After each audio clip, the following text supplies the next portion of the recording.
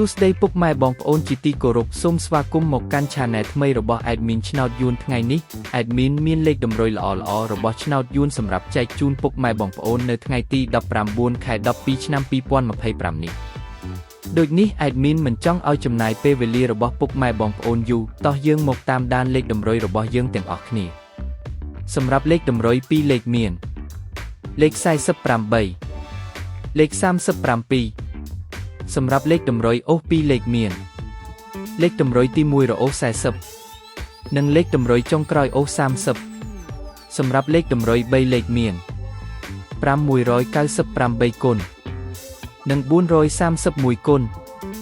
សម្រាប់លេខតម្រុយថ្ងៃនេះ Admin សូមជូនពរឲ្យពុកម៉ែបងប្អូនជួបតែសំណាងល្អទាំងអស់គ្នាហេងមានលាភមានជ័យ